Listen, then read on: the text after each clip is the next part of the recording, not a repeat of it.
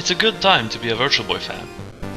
In the time since I made my Virtual Boy reviews and the first Homebrew Showcase, many more have been made, each more impressive than the last. Let's have a look at some of them, shall we? Let's get the most impressive one out of the way first. Hyper Fighting by Mr. Anon and MK. Wow. It's basically Street Fighter 2 on Virtual Boy, something I didn't think was technically possible. But it shows both the skill of homebrewers and the capacity of the Virtual Boy. The controls are intact too from the SNES, but although moving the ABXY functionality to the right D-pad was only sensible, it gives me Nintendo thumb quite fast. There's not that much to say about this one really, it's just damned impressive. The game was even too big for a Flash Boy, so what I'm playing is just a demo and not the full game. Another impressive effort that sort of started this second wave of Virtual Boy homebrew is Fishbone by Thunderstruck and Virtual Ben. While the game itself is gameplay-wise somewhat unremarkable, you just eat small fish while avoiding bigger fish, and sometimes getting chased by a huge fish with eyes that looks coked up, the graphics and animation are quite well done. It looks like it could have been a real game. I mean, that parallax scrolling, yo! Flappy Sheep by Dog P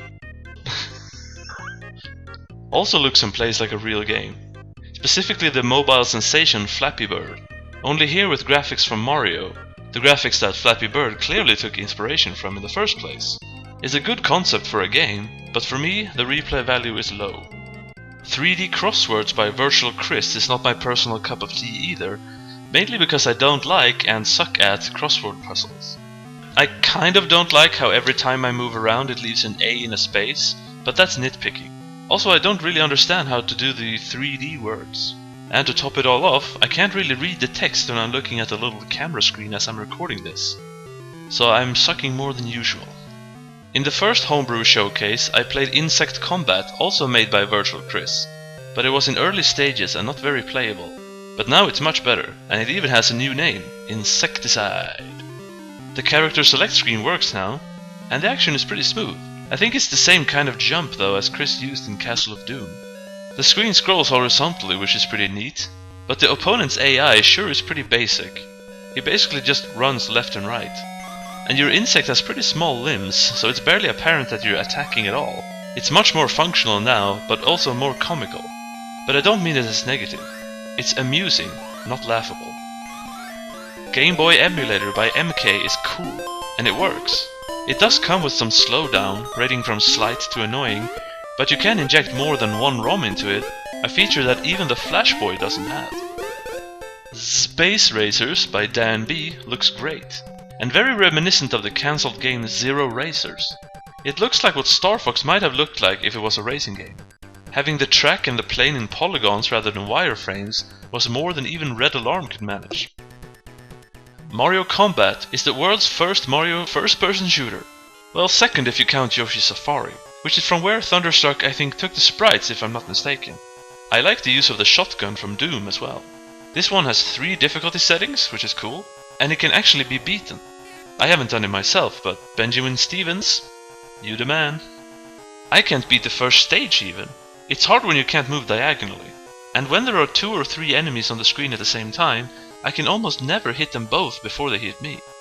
Speaking of borrowing ideas from unlikely sources, Lights Out by Guy Perfect is like the game of the same name from the unsuccessful handheld by Tiger, the Gamecom. And like in that game, you click on squares trying to remove them all. Minimal graphics to say the least, but what else could it be? Death Chase by Horvat M and Runner Pack has a bit more detailed graphics. It's apparently a remake of a ZX Spectrum game called 3D Death Race. Despite the lack of colors other than red, I think this Virtual Boy version looks better. For one, it has texture to it. You drive around on a jet bike of some kind, I think, shooting at other jet bike racers. There are stages, taking place either during the day or at night. On the night stages the ground is less bright, and there's a moon in the sky. A clever way of using the brightness setting on the Virtual Boy. One thing I noticed is that you can't seem to shoot and accelerate at the same time, but you can steer the shot so to speak, which is cool. There's also the FZero maximum velocity. Well, it's not a game, more like a technical test, but even so it's impressive to see these Super Nintendo graphics and Mode 7 scaling on the Virtual Boy. Well, This second wave of Virtual Boy homebrew is just as impressive as the first.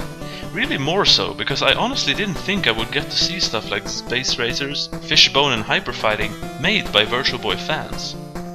The Virtual Boy has his 20th birthday this year, but there's so much promise on display here that I think that by the time the Virtual Boy has his 25th birthday, we'll have full, professional looking and playing games made by us fans.